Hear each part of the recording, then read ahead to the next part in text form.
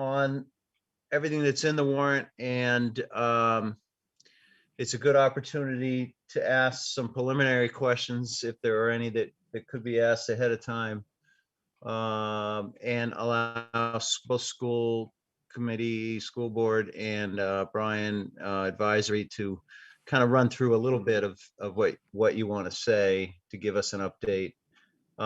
If there's anyone else who would like to speak tonight, can you let me know by raising your hand? Anyone? Okay. I mean, obviously, if we have questions, we can do that too. Doug, can I just comment that anyone that wants to raise their hand, if they could just use the Alt-Y keys so that we're not looking for physical hands, it'll put a virtual hands up and we'll put them in the queue. So Alt-Y tells us. Alt-Y additionally will take your hand down. So is that the same as what's in chat? Chat is different. Putting your hand up just puts you at the top of the queue. I'll do Alt-Y if something comes up. Thank you. Oh, I hear what you're saying. It does do the same function as the icon that might appear in your chat. Yes, they're one and the same. Jenny, right, are you? Should I share? I was just going to say, are you able to enable screen sharing so I can share my slides when the time comes? I am. Yep. Great, thanks. So should I be sharing Pat's slides now? Yes. So let's start now. Looks like we got a couple other people who've joined us. Let's mute that. Yeah. Okay. Thank you all for coming and joining us. This is our annual town meeting review session, 1 week ahead of our town meeting. The goal of this meeting is to give both advisory and the school board an opportunity to present a little bit of information about what they'll be sharing at town meeting. So perhaps if anyone had any questions tonight, they could ask them. We're not going to go through the whole entire warrant or anything like that. But if there's anything that anyone has questions on or would like to address, we can do that. And we just said, if you want to speak, please hit your Alt-Y, which will give us Jenny the indication that you would like to speak. Pretty informal. I do want to say that we intend to do the town meeting exactly as we did it last year. It really worked well. I think, thanks to being able to have 3 different areas where people could sit, and we had 2 assistant moderators helping us out. Ken Troop is here tonight, and John Carlin did the outside as well. Hopefully we'll have good weather. That's kind of a biggie. If we don't, we're going to move. The meeting is still going to happen, so people will have to decide whether they want to come in or not. We will have the rules in place that we had last year in terms of wearing a mask and maintaining social distancing. I know many of us have gotten shots, which is fabulous, but we still want to use the best practices and be overly cautious. Don't want to be spreading any germs. So I don't think we had any issues with that last year, so we'll do that again. I think the one thing we're going to do differently this year is we are going to have microphones. So we're going to let people walk up to the microphone. I think that'll work okay, as long as we maintain our distance and respect for each other in that way. So that said, yeah, why don't we start with the school board, and you can put their slides up.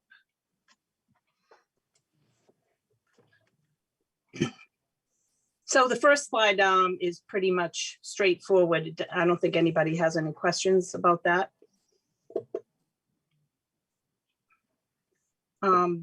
This is the proposed budget for fiscal year 22, and I've broken it out by non-salary insurance and benefits and salaries for existing personnel.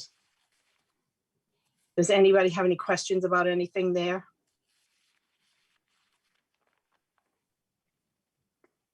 No? I'm not sure. This may be a little early in this. I'll defer if we want to discuss this later. But I was wondering about the unfunded pension liability that's associated with these salaries. For what number one is, are we fully funding our this year's obligation. I know we're in a deep hole on unfunded pensions already, but I hope we're not adding to it. We're not fully funding this year. That is, I can put up a slide on that if you'd like. You can see what is, if we were funding it fully, I could put up a slide that will say that and what we are actually funding. That'd be great if you don't mind. Okay.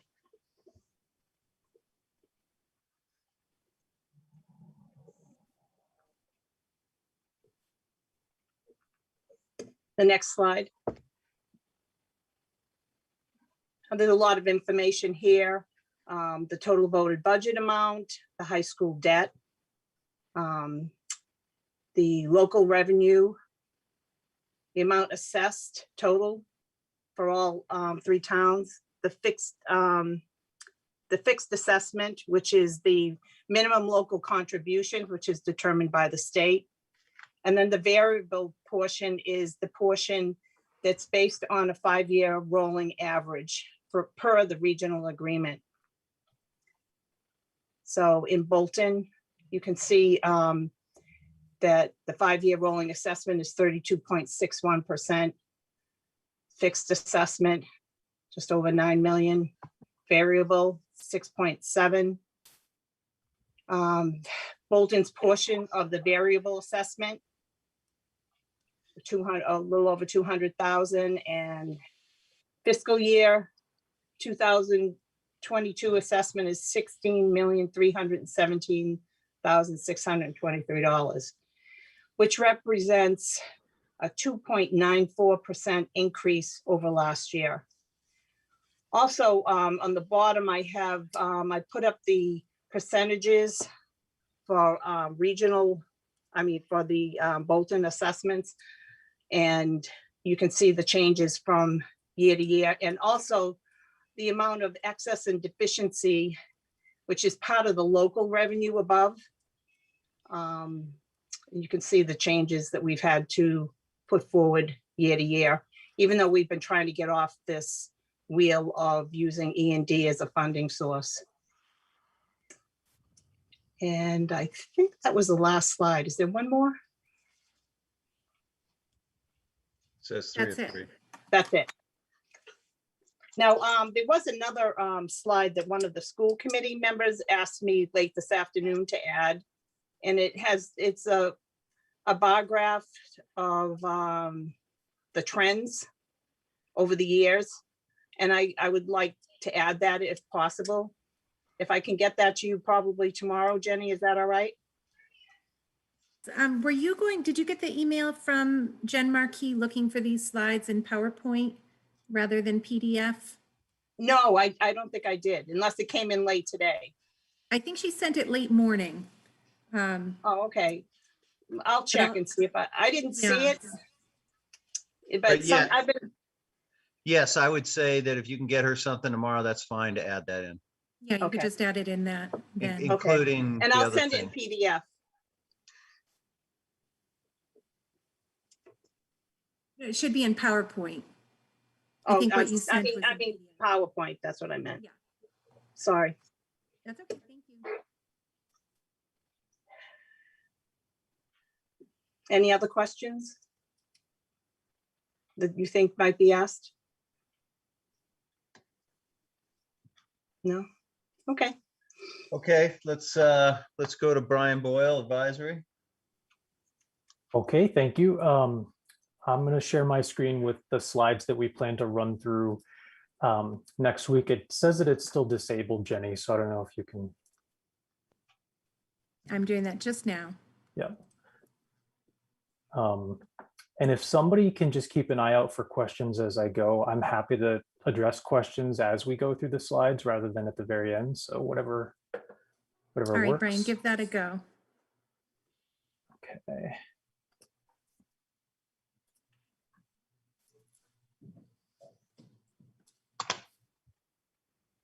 All right, can you all see that? Great. So just so that you know, I'm going to be toggling back between two terms. When I refer to the operating budget, I'm talking about sort of our year to year, the stuff that goes into the budget every year, setting aside capital expenses and other kind of special items that are on the warrant. So what you can see from this slide here is that our operating budget for FY22 is a proposed increase of 2.48%, bringing the total to 25,969,448. And then the next, this shows you the total budgeted expenditures. So this includes the operating budget plus the items that are spending articles on the warrant. And that's an increase of 1.05%. This gives you a breakdown of the sources of revenue for us. So as you can see, property taxes represent the lion's share of all of our revenue at almost 90%. We do get a little bit of state aid, including about $210,000 of unrestricted general government aid. Local receipts are things like, you know, your excise taxes and building permits and things like that.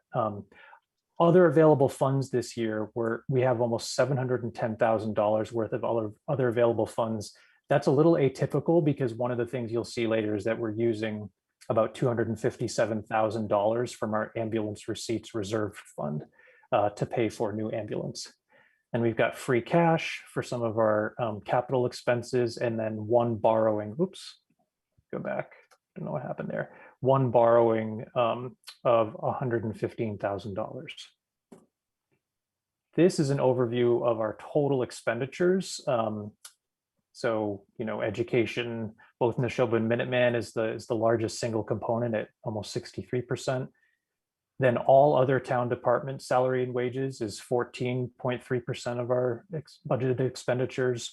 Other operating expenses for town departments, so that's things other than salary and wages. So an example would be, you know, the costs of having an election or the materials that our town planner needs, all that stuff, 9.2%.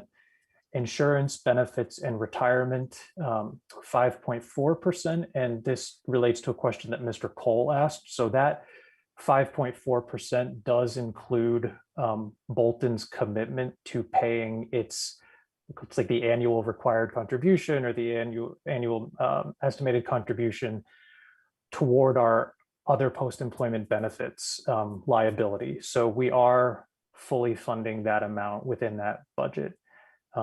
Debt service is down at 4.4%, and then the rest of the expenditures are basically the capital appropriations. I'm not going to read all this again. It just gives you a visual snapshot of the operating budget.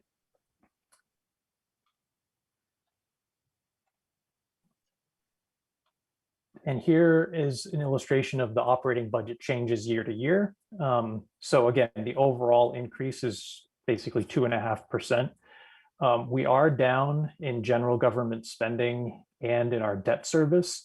I will put a flag in debt service though, because I expect that next year for FY23, we'll be trending back up again because we have you'll see we have a large fire truck on the warrant this year, where we won't be paying debt service in FY22, but we will be paying debt service if it's approved. We'll be paying debt service in FY23.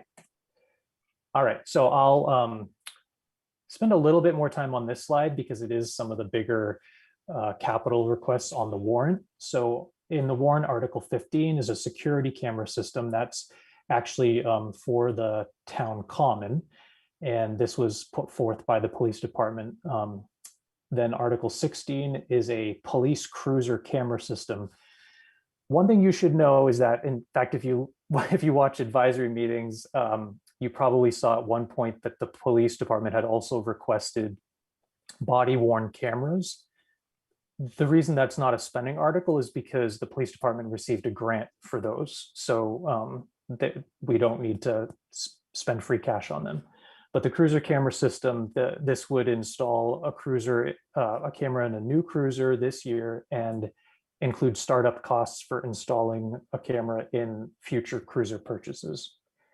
Article 17, the fire truck. Again, I mentioned this is a proposed $800,000 debt excluded borrowing. So, we'll have to approve it at annual town meeting and then again at the town election on May 10th.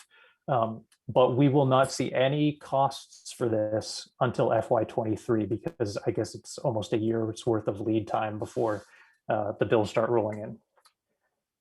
Article 18 is the new ambulance for our fire/EMS department, and we're using no free cash to pay for that. We're using $257,000 from the ambulance receipts reserve fund. This item, Article 19, is a new dump truck body and plow for the DPW. It's our only borrowing this year at $115,000. Sorry, it's the only borrowing where we're going to pay debt service this year. And we were basically proposing that we break it out into almost a 2-year borrowing because we have the capacity to do that. Article 20, we need $10,000 for plow equipment for another dump truck that the DPW is getting. The dump truck itself is being paid for through Chapter 90 funds, so we don't have to spend any free cash on that, which is great. Then Article 21, $50,000. This was put forth by our new DPW director, Mr. Heglin.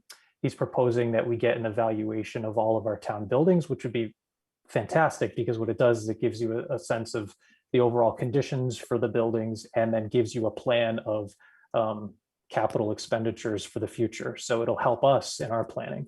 So we hope the town approves it. And then library driveway replacement project at $30,000.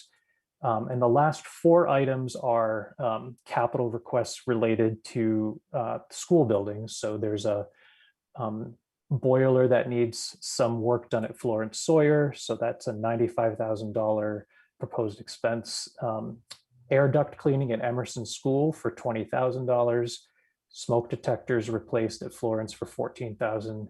And then an oil tank removal from Florence Sawyer School at $30,000. Can I ask a question about that? Yep. One idea I have, Pat, and this is for the school department. I like to create consent agendas that puts together several articles for a single vote where that makes sense. And one idea I have is to do 23 through 26 as a consent agenda because they are all spending for Florence Sawyer and Emerson School. We're still able to discuss each one, and also before we do that, we give anyone an opportunity to pull any of those out individually if they want it to be completely debated individually. But if you're okay with that, what I like to do is put them together in a consent agenda so that in the event that the meeting is okay with it, that we would move forward with debating and voting on those 4 articles together. Is there anyone who doesn't think that's a good idea? Are you okay with that, Pat? Okay. I'm fine with it. I just think those 4 make sense. It is at the end of the meeting too, but okay, thank you. Great. So for the past several years, we've been showing these financial policy targets. So I just wanted to quickly go through the results. We try to achieve a certified free cash balance of 3 to 5% of the prior fiscal year's budgeted expenditures. We find that number out. We find out how we did basically in October. And so this year we were a little under where we had hoped to be, which means we had less certified free cash than we were hoping. This year, we did come very close to maintaining a free cash balance of $350,000. We're just $1,500 short, assuming everything gets approved the way we're recommending at town meeting. So that's a good thing. Our overall reserves are also right kind of in the sweet spot at almost 8%. Debt service payments are actually slightly below where we try to have them. But as I mentioned, this 4.54% is going to go up next year with the debt service for the fire truck if that's approved. And then, as I mentioned, we are funding 100% of our annual required contribution toward OPEB liabilities. This is a slide that I'm waiting for the assessors to get back to me on. It should show hopefully some average the anticipated tax rate for FY22. And then just a couple comments quickly. You know, as you saw, our revenue is largely based on property taxes, 90%. And so when we rely almost exclusively on residential property taxes, it becomes difficult to sustain, especially if there are any like needs to grow for capital expenditure. It actually relates to the third bullet, which is we need a long-term strategy to address not only the education component in general, but also to prepare for some substantial school-related capital projects that might be coming down the road. We're focused on trying to limit how quickly town expenses increase, but we want to maintain service levels, obviously, and make sure residents and taxpayers are happy. And then the last thing is that we, as a committee, we really want to continue to establish good communication with all the departments for FY23. So I guess that is the end of advisories. I'll stop sharing my screen. Are there questions about that before? I was going to introduce Bob Romer too, but nope. Okay. So yeah, so a couple years ago, advisory said in our last slide, you know, we welcome the idea that the master plan for the town would be revamped. And so Bob Romer is one of the people who really took that idea and has pushed forward with it. The selectmen and the planning board both voted to have our master plan updated. And so Bob was going to just run through a few slides to introduce everybody to what's been going on with the master plan steering committee. Thank you, Brian. Jenny, do you want me to share my screen or? Sure, if you're ready to share, you should have the ability to right now. I am.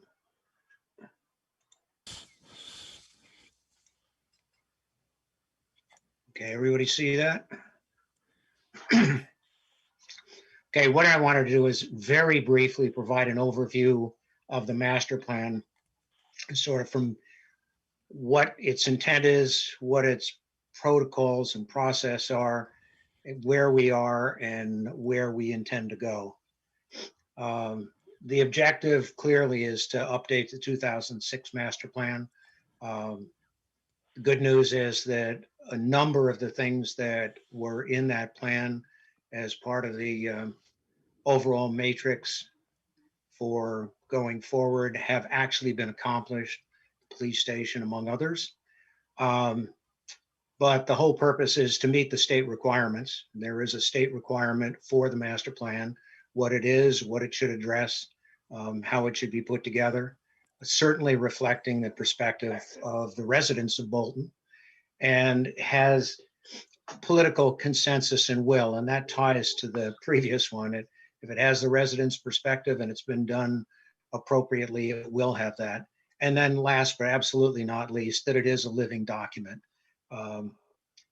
Setting up a master plan, setting up a execution plan out of the master plan, and then putting it on a shelf is a complete waste of time. The process, some basic tenets. We've broken it up into a number of areas, and we have small groups that are working on those individual tasks. To a large degree, trying to have people who are familiar with that particular area or particularly interested in it, working on it, and working according to a reasonably detailed plan, which we've reviewed individually and in aggregate through a steering committee. And then document, first of all, where we are and where we need to go based on where we are. We're continuing somewhat painfully at times to the people who have to deal with us to solicit resident and town government input, but we've had an awful lot of cooperation, as at least a couple of people on this call know. And then it's all coordinated with a central steering committee that oversees that to make sure that things are being consistently addressed at the same level of detail, that there aren't any major gaps in the plan, and then there aren't unnecessary and redundant overlaps. The guidelines, it's going to be a town-wide vision, as was the 2006 plan. We'll prioritize the task to look at near-term and longer-term needs. We intend to and have already produced interim results. I think Brian's write-up on taxes and the breakdown of town finances that was put out through media and through the papers has been very useful, as have others. We're also going to learn a lesson, I think, that we've all learned about institutional memory and make sure that all of our primary sources are appropriately archived. So when we need to go back, we can find where that information came from and not have to reinvent the wheel. And then lastly, but absolutely not least, communicate, both internally and externally. Where are we? We've developed the overall plan and approach. All of that information, incidentally, is on the town website under the master plan page. We've put together the groups. We did, as you have seen, developed a survey, got great response from the survey, and have analyzed the results of that survey. And we pretty much completed the research into current conditions.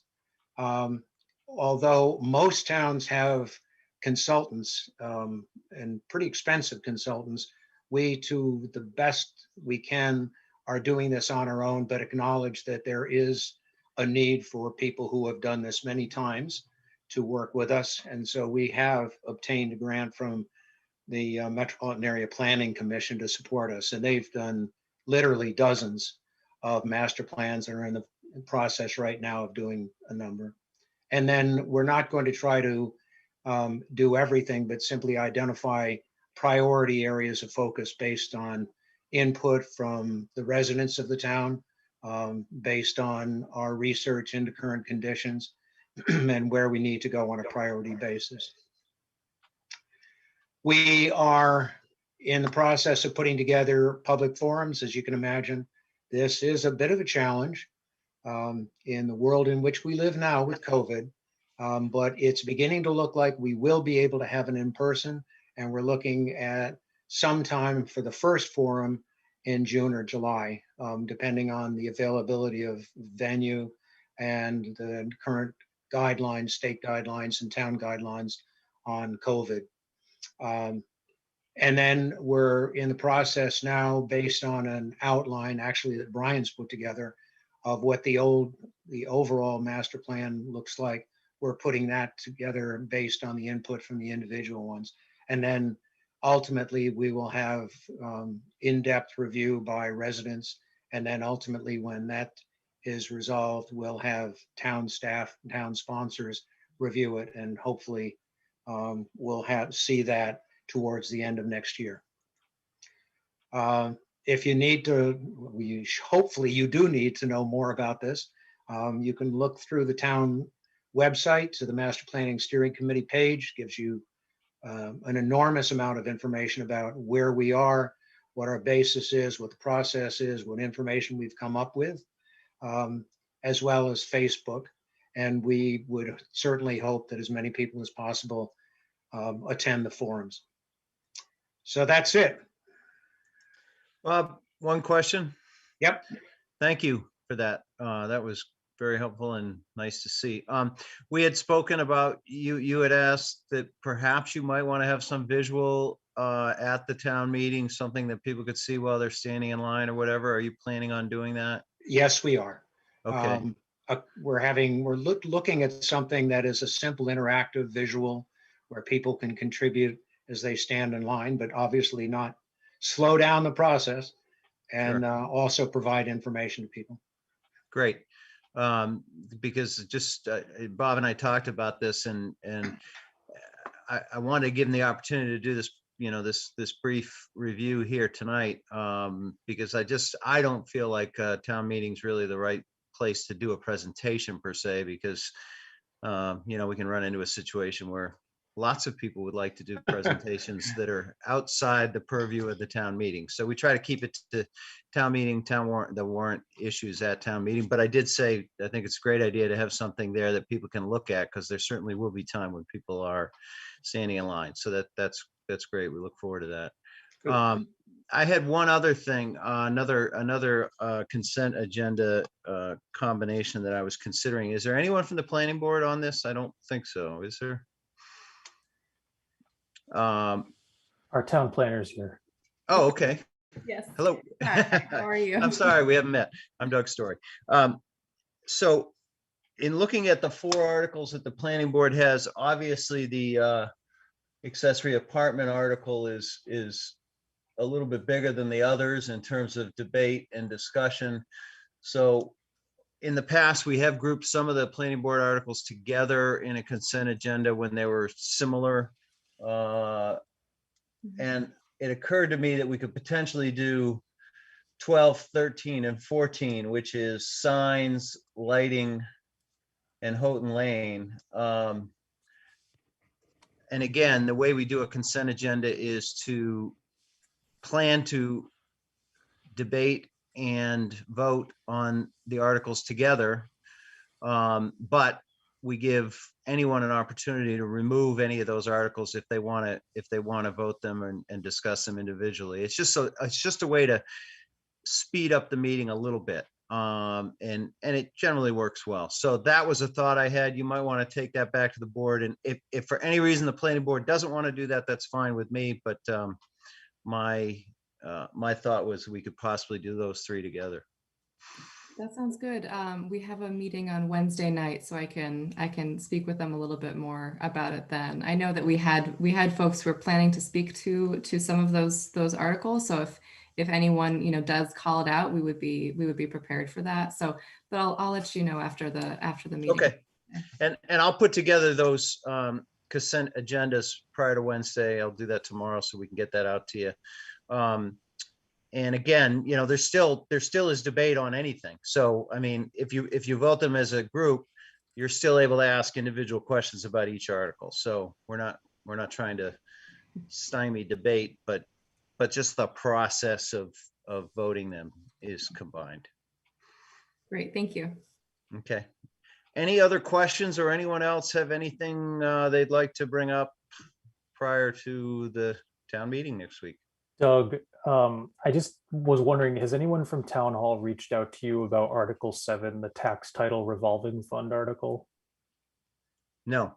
So I'll give you a heads up that might be one that we need to deal with separately, because it seems like we might need to amend part of that. So just wanted to give you a heads up in case you were drawing up a consent agenda. I'm not sure whether that can be included easily if it's going to be amended. Yeah, no, I wouldn't. At this point, I'm just thinking of the school board articles and the planning board articles. That those 3 in each case kind of group together pretty well. It's not a overly heavy warrant, so I think we'll do fine getting through it anyway.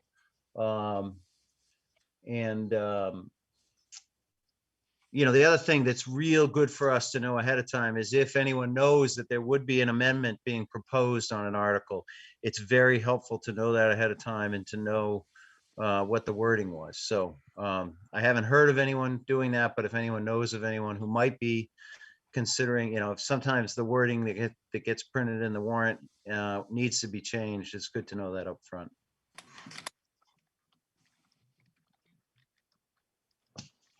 Okay, that's all I have. Jenny, anything else? Yep, Lynn did have a question in the chat.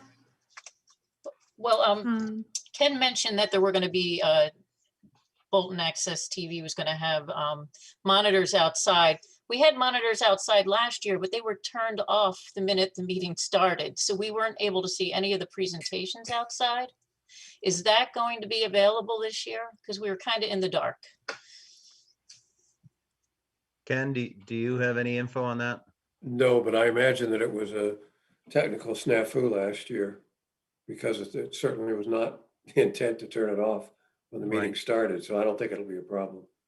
I I'll pass will. that on, but I don't think it'll be, If Yeah, and I anything, will- it'll be better because she has more equipment plus a year of experience on having done it. So I'm sure it'll be fine.